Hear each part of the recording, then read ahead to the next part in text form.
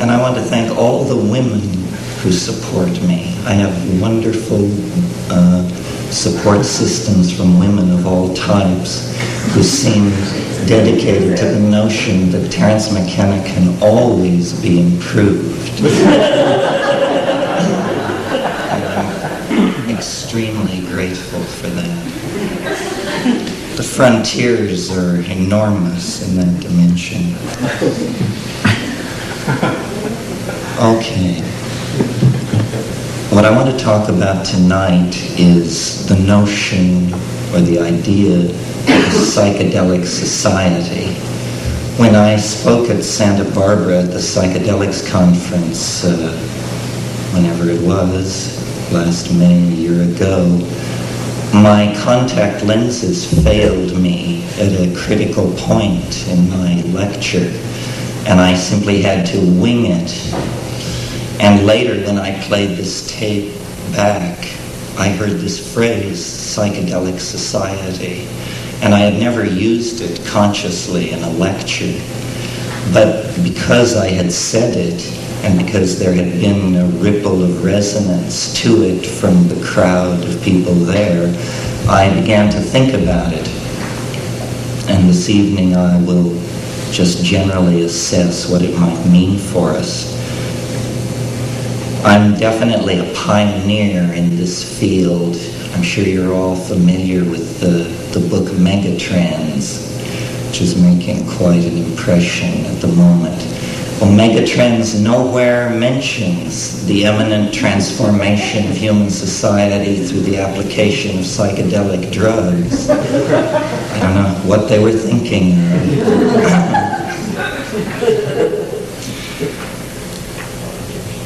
What I think a psychedelic society, what that notion means or implies to me in terms of ideology, is the idea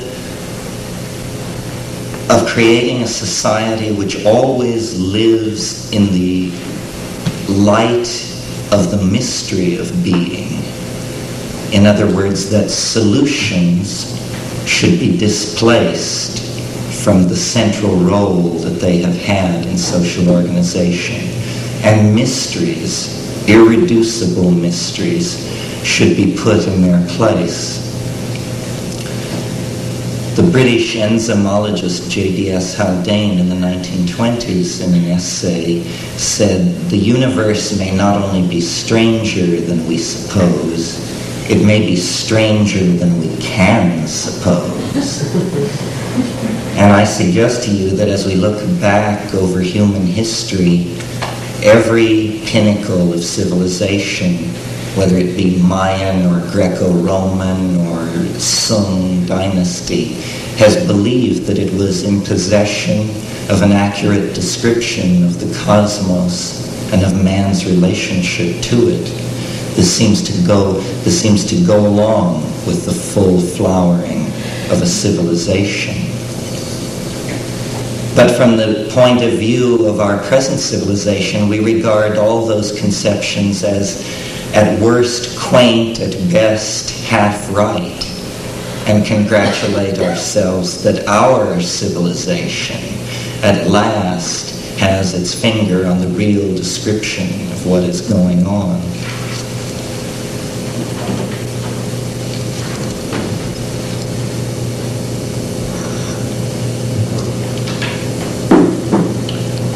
But I think that this is not true, and that actually what blinds us or what makes historical progress very difficult is our lack of awareness of our ignorance, and that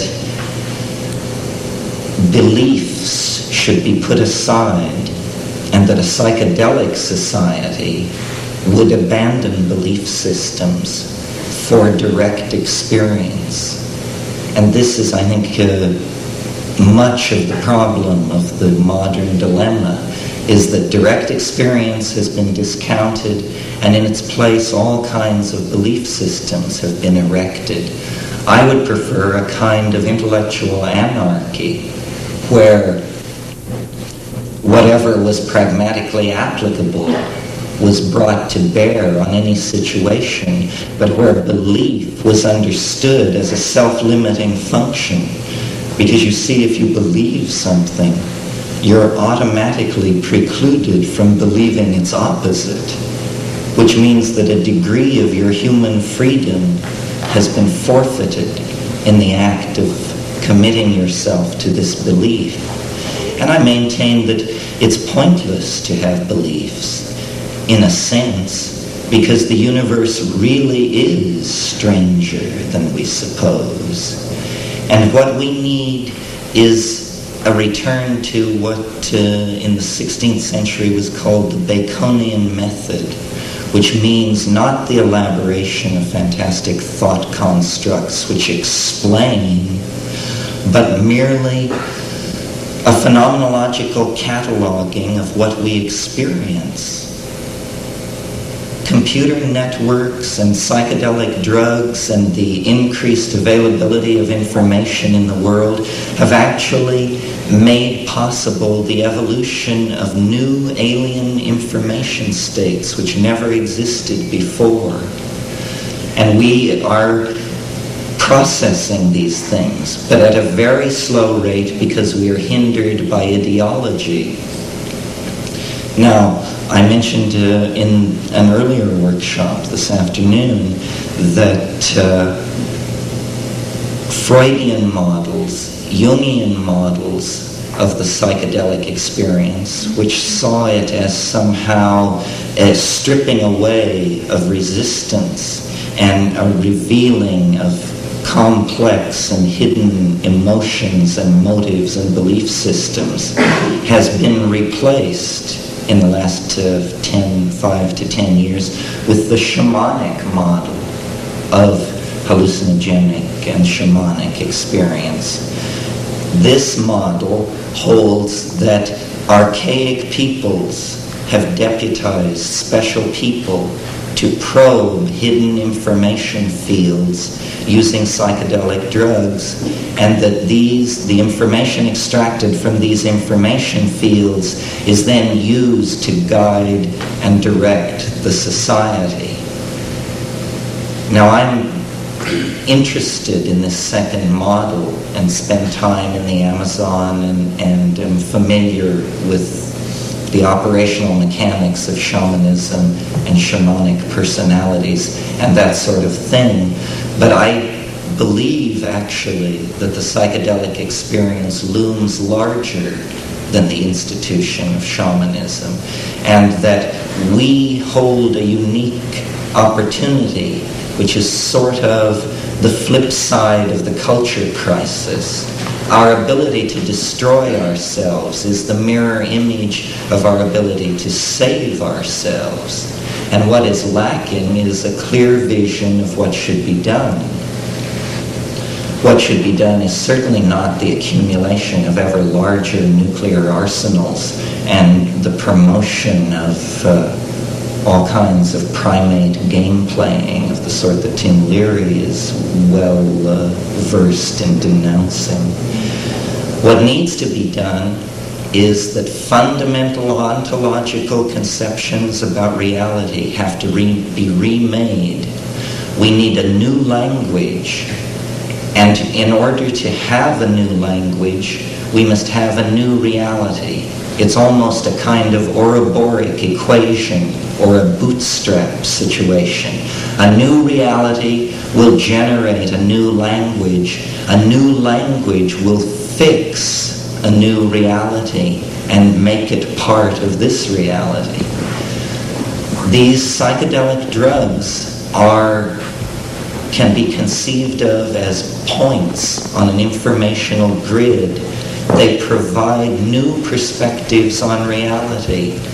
And it is when you connect all the points of perspective that you have on reality that a reasonably applicable model of it begins to appear. And I think this reasonably applicable model, what Wittgenstein called something which is true enough, is what we're looking for. The true enough mapping of experience onto theory is what we're looking for. But experience must be made primary. The language of the self must be made primary.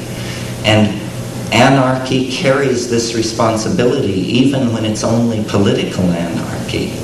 What I'm advocating is that we each take responsibility for the cultural transformation by realizing that it is not something which will be disseminated from the top down. It is something which each of us can contribute to by attempting to live as far into the future as possible. You know, we must get rid of the conceptions of the 40s, the 50s, the 60s, the 70s, the 80s, the 90s. We must smear the historical moment and become exemplars of the humanity of the end time. And those of you who attended my lecture this afternoon about time know that I believe that liberation, or let's even say decency, as a human quality, is an actual resonance and anticipation of this future perfected state of humanity.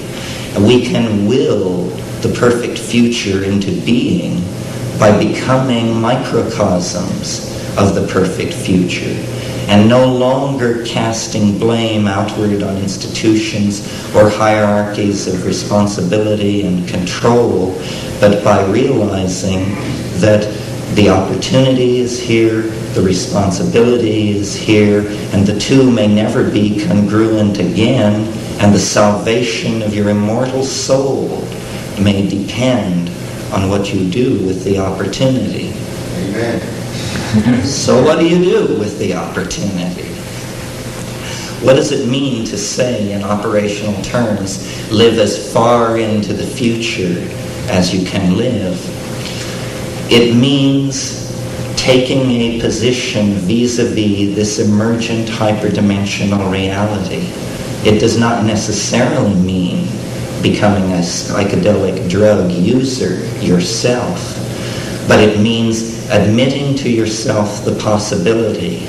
And if you feel the heroic potential within yourself to be one of the experiencers, one of the pioneers, then you know what to do. If, on the other hand, you fear to be lost in the abyss, you fear what William Blake called falling into eternal death, falling from the spiral of being which connects one reincarnation to another, and falling into the realm of eternal death, then you orient yourself towards the psychedelic experience, towards the psychedelic phenomenon as a source of information. A mirror image of the psychedelic experience in hardware are computer networks. Computer networks, paradoxically enough, are a deeply feminizing influence on society, where in hardware, the unconscious is actually being created. It's as though we took the Platonic bon mot about how if God did not exist, man would invent him, and say, if the unconscious does not exist, humanity will invent it in the form of these vast networks able to transfer and transform information. This is, in fact, what we are caught up in, is a transforming of information. We have not physically changed in the last 40,000 years. The human type was established at the end of the last glaciation. But change, which was previously operable in the biological realm, is now operable in the realm of culture.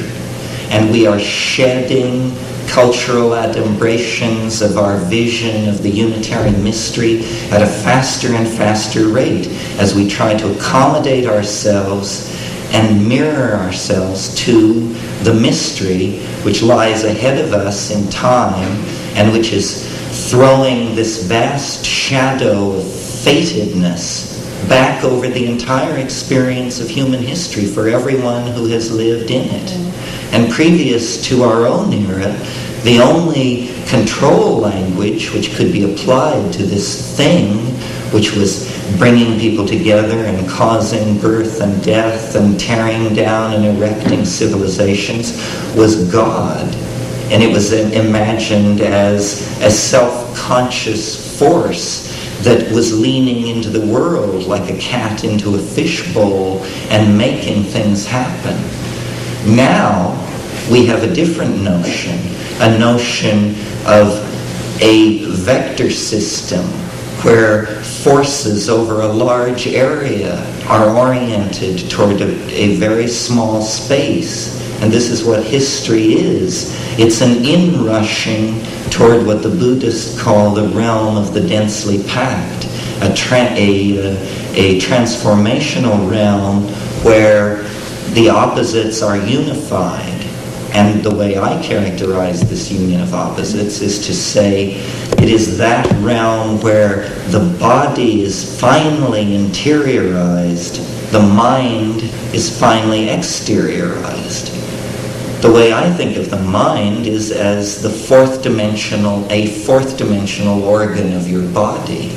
You can't see it because it's in the fourth dimension, but you experience a sectioning of it in the phenomenon of consciousness. But that is only a partial sectioning of it, the way a plane gives a partial picture of a cone when it truncates it.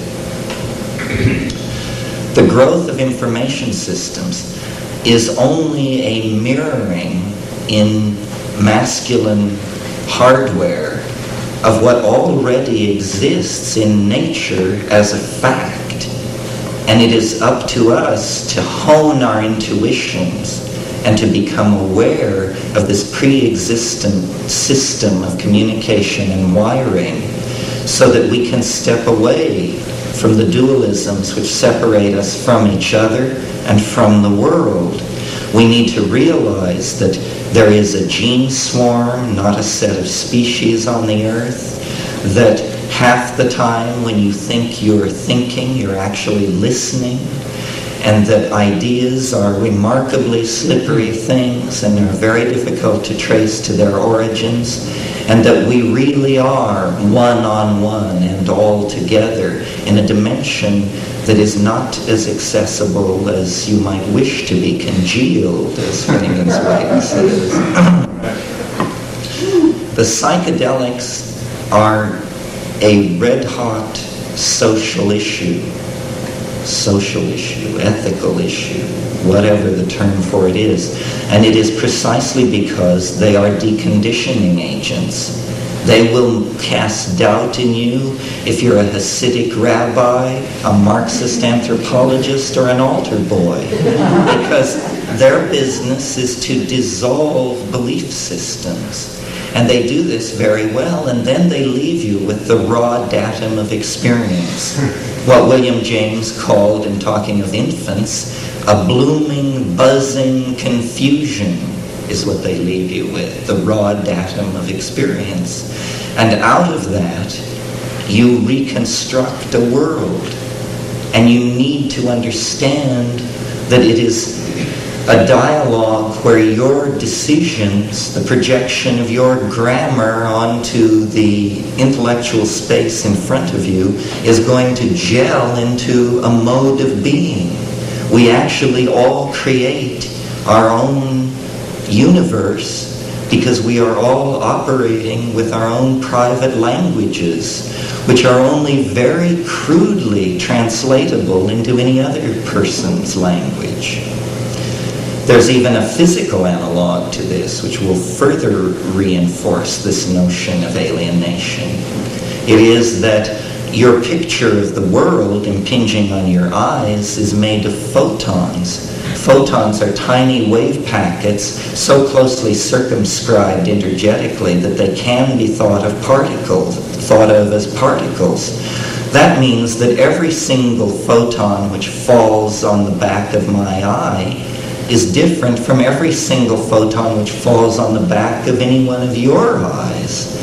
This means that I am using 100% a different section of the world than any one of you is to get a picture of the world. And yet we are sitting here with the naive assumption that our pictures of the world differ only by our perspective within the space of the room.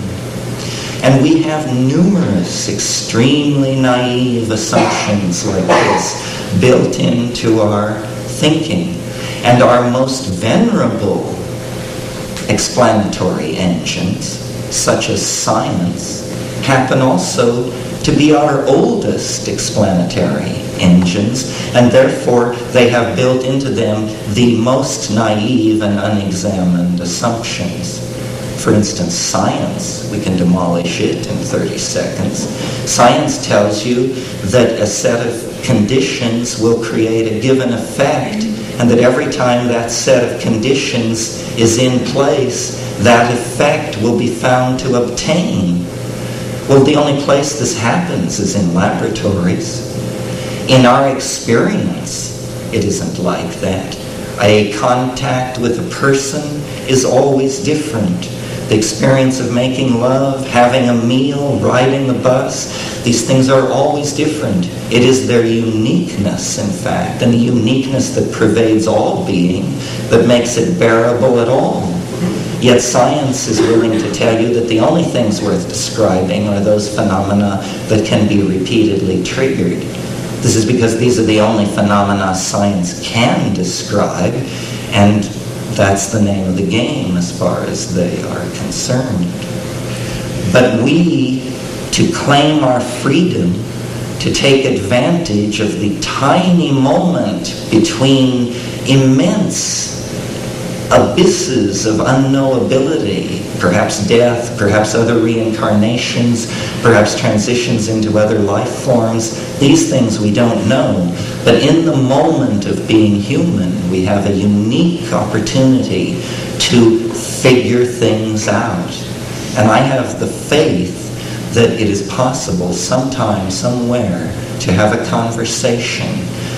Perhaps no progress would be made until the 9th hour, but to have a conversation in which reality could be literally pulled to pieces, beyond the point of reconstructing.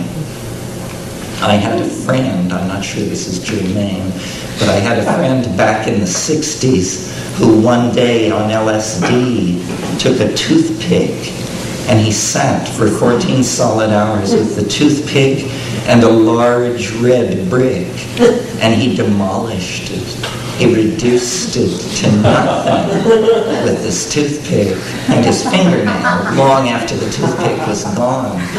And this is what we have to do to the ideological concrete in which we are set.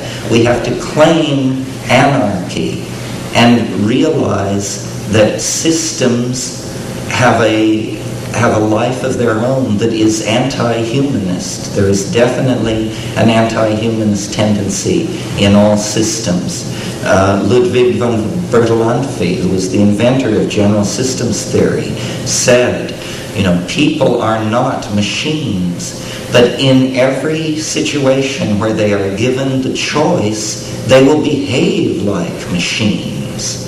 We all fall into patterns. We all then hold those patterns ever more tightly. They cannot be violated, and this happens on the thought level.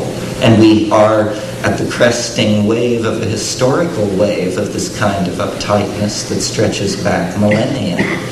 And I think that we have now come to the end of this phase. Whether you buy into my own peculiar apocalyptarian transformative vision involving 2012, or whether you just can tell by looking around you that the shit may soon hit the fan, I think we can agree that we have come to some kind of a pass.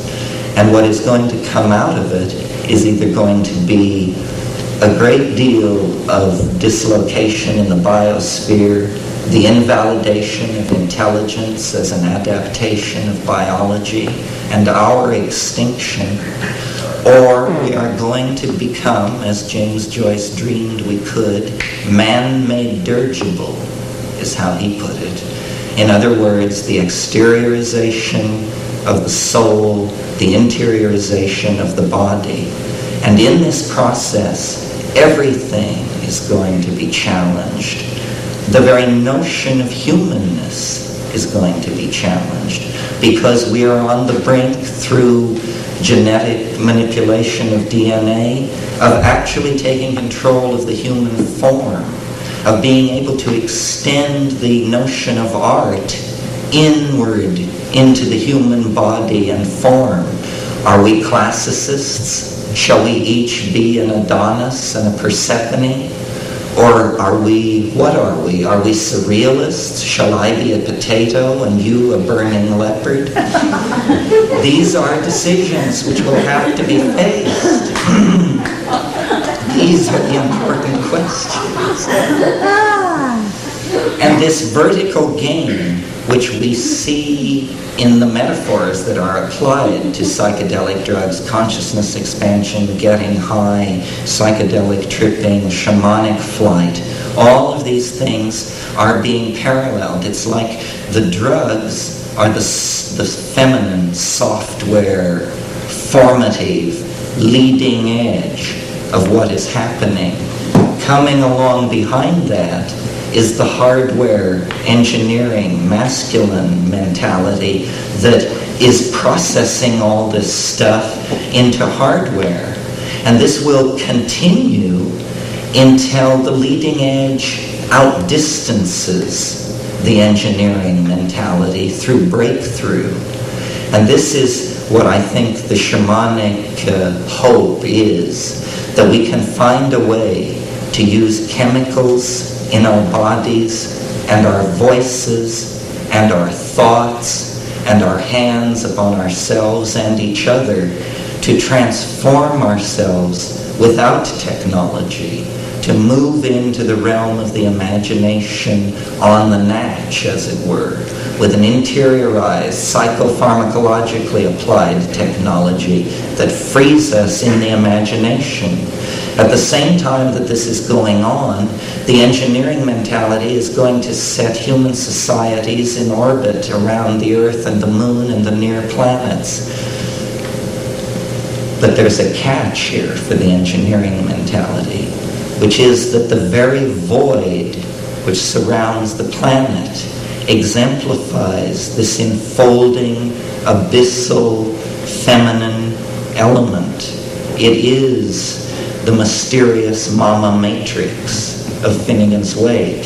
The mysterious mama matrix is the universe, and there is no escaping that fact. So that I think the engineering mentality, which will seek to change man into his machines, will have to be counterpoised by the psychedelic, earth-oriented, imagination-oriented side of things, which will create then the potential for the spiritual marriage that will be the alchemical perfection of a new form of humanity. And this is not far away. It can't be far away. It must be now and soon. And it is, as I said,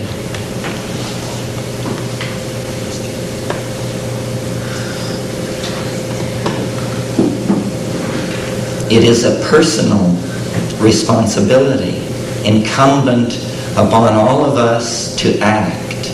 There is definitely an obligation to examine the possibility of action and to think clearly about self and other, language and world, past and future, because too much we have lived in the light of the idea that your ideology will be dictated to you essentially by geography. And if you're born in India, you'll find out that the cosmos is one way. If you're born in Brooklyn, you find out it's another way.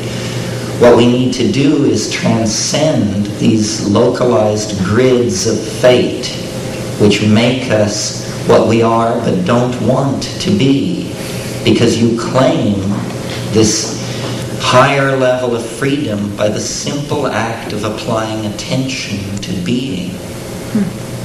The experience of being the primacy of experience. This is why I can get along with these people in the Amazon who do these drugs, because though my Spanish is terrible and often theirs is worse because they're Indians, la experiencia, señor. And yes, we understand, we know. And he says, because we're posing usually as scientists of some sort, you're from this or that university, you will return to this laboratory, you show me this paper which has the name of my friend in it because he helped you last year. But I say to you, experience is the thing. And the only thing you can say to that is, we know it is. We must begin to send out ideological visions rather than be the consumers of them. We need to turn off the metaphorical televisions which are hooking us in to the network of cultural assumptions dictated from the Pentagon, Madison Avenue, and what have you. We need instead to turn on our terminals and to begin to interact with like-minded people throughout the world and establish this new intellectual order, which will be then the salvation of mankind, I firmly believe, because it is a collectivity, and people will then feel the interrelatedness of their faiths, feel that interrelatedness as a thing which transcends national divisions, ideological divisions, feel the primacy of being part of the human family. And I think that it will not be done without psychedelics because we have drifted so long without them. Surely we are the culture that has gone longest without psychedelics in any cultural situation throughout the world. It's been 2,000 years since the mystery was real at Eleusis. And in that 2,000 years, we have wandered far, far into confusion. But we are the prodigal sons. We can redeem the ideal of shamanism from pre-technological social stasis and actually project it, perfect it, and send it out to the stars. And if we don't do this, everything is lost. There is no standing still. There is only risk and commitment to these millennia-long cultural goals that will restore meaning and direction to our civilization, or we will fritter it away into chaos and destruction and the horrors of the typical future scenario. Thank you.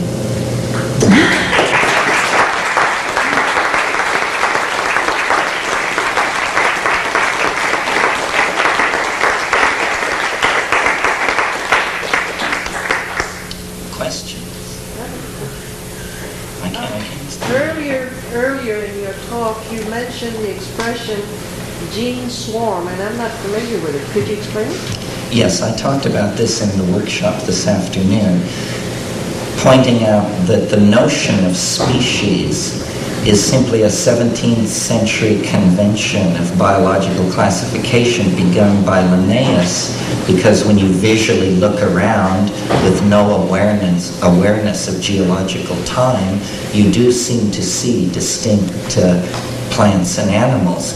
But now that we are aware of such things as bacterial transfer of genes from one organism to another and this sort of thing, we realize that the apparent fixity of the species is an illusion, and that actually there is only a gene swarm on the planet, and it coagulates into centers. The densest kind of center it coagulates into we call an organism.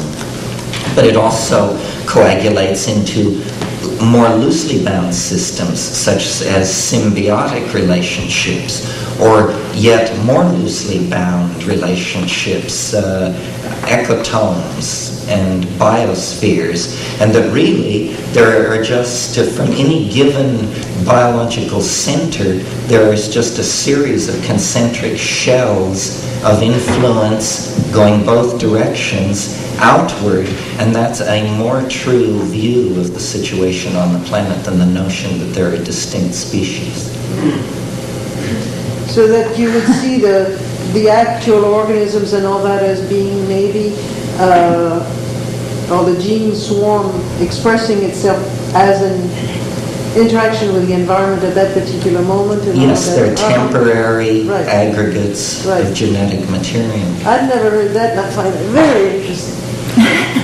Well, it turns out when you start, I don't want to get too deeply into it because it's a sideline, but when you start looking at the ways that genetic material is transferred around, there are all kinds of ways. There's even been a kind of termite found in Africa where the mating activity is so furious that, and the sexual organ of the male insects so sharp that they actually pierce the body cavity, not only of females, but also of other males. And by marking the sperm of these insects and following it, you can discover that some male individuals are transferring sperm to females that is not their sperm.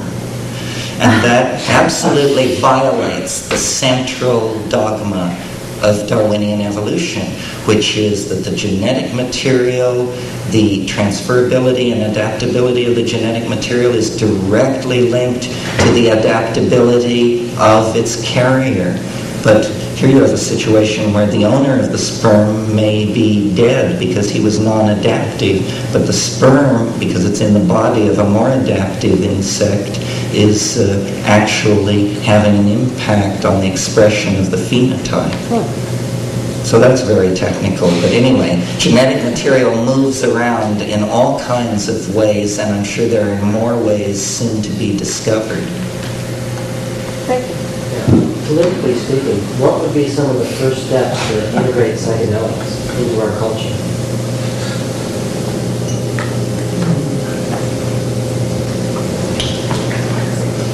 Well, harking back to my notion that the responsibility always rests on us, and that you don't want to go out and immediately form a movement to change those guys or that bureau, I think the thing that should be done is people who are involved in psychedelics should live lives of such exemplitude and impeccability that the notion that there was anything shady or wrong or curious about this phenomenon would be ludicrous.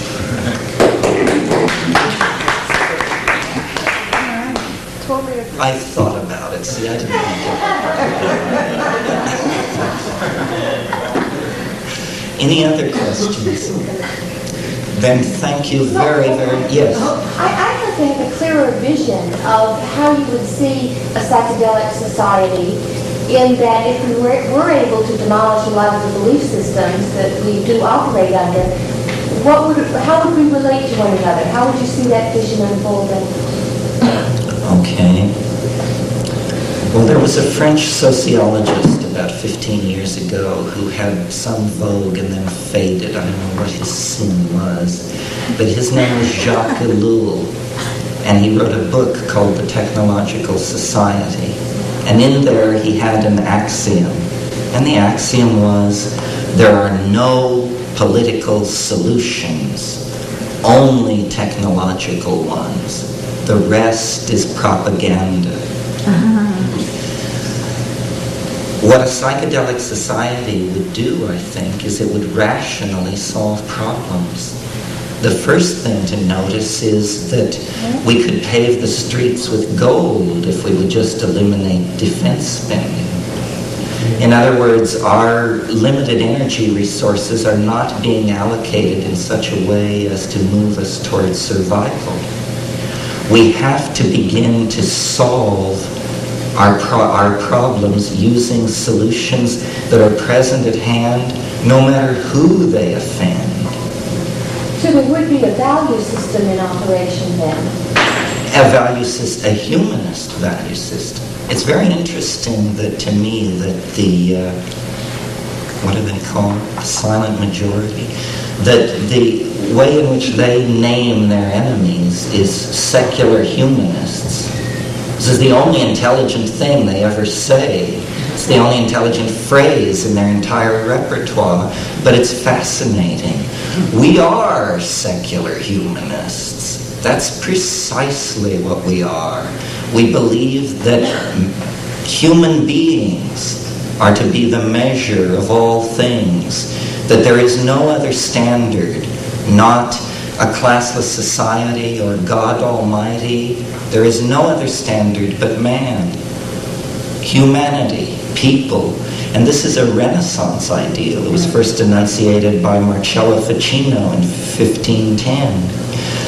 But we have not acted upon it. We have not, up to this time, had a secular humanist society. We've had this curious mix of medieval remnants in the religious department, gangster capitalism in the economic department, stasis-seeking Marxism as a counterpoise to that.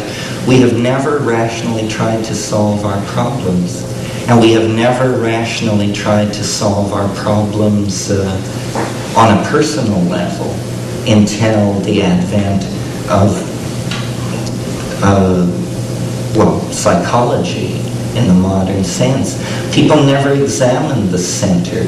They thought of the center as a mirrored bead, and that you didn't ask questions about the self or motive or the relationship of your worldview to trauma, expectation, class level. All of these things we have become aware of as we have steadily retreated from the illusion of a world deployed in three-dimensional space. And we're only at the beginning of this process. For instance, I mean, I don't say this to knock Esalen. I say it as an example. I think Esalen is definitely the cutting edge of things and has been for some time. But isn't it preposterous that Esalen operates under the laws of the United States, which make taking these drugs illegal? They must do that. They must do that. They have no choice, whatever their private opinions may be. And all institutions are in that bind. There's no such thing as a revolutionary institution. There are only revolutionary people. And this is why this de-emphasis on belief systems and their support systems, which are institutions, seems to me the essence of this psychedelic message. It says, be against method. Don't be enslaved to method. Embrace anarchy. Anarchy has a bad name because in the political arena, it's a weird number. But in philosophy, in science, in love, and in human relations generally, it seems to me it is the most respectable system based on its track record. Any others? Yes. Was there any way, is there any truth Jung's point of view that there has been a certain amount preserved in Tübingen University? He tracks back to Leibniz and to a secret part of the Tübingen University, which was... Well, this is a game you can play, yes. I mean, his view of it was very correct. There are these lines that can be traced back. Gnosis. I didn't use this word tonight, gnosis, nor did I use the word logos. But this notion of an accessible truth, which is self-evidently true when heard, is very close to the notion of the collectivity of the psychedelic society. My idea is that we could change the logos of the mystery religions from a religious mystery into a social reality, and that would be a social transformation because it would essentially sacralize the secular humanist society that I mentioned. Yeah. I've been picking up a sort of an urgency of we got to do it and do it now type of thing as far as shamanism is concerned. I couldn't quite understand why I can't sit back in my stupidity and continue this, practice. Is it because we're coming to man can destroy the world? No, it may be related to that. We can't know about that. But for sure what it's related to is that your human existence is a unique opportunity. So it's only the opportunity. There is no great urgency as far as you see. It's not a matter of we got to do it now because we got ourselves into a bind, and if we don't get the realization or the knowledge of getting along with If we don't do it, someone else will. That's my faith.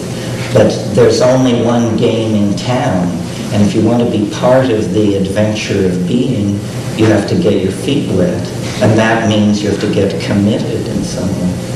So if it's not done now, it'll be done in 100 years from now. This is coming. I mean, this wave has been rolling toward completion since before the breakup of Pangea. This is the big picture. Yes, it's coming. The monkeys are going to the stars. Whether smoothly or not so smoothly is not clear.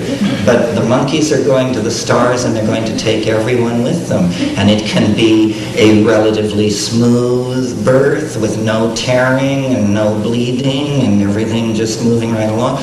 Or it can be holy hell and leave the earth a smoking cinder before it's over with. But the monkey thing, the information creature, is definitely on its way to the stars. I don't think anything can stop that. If you wanted to stop that, you had to get back there before the pyramids. Well, thank you very much.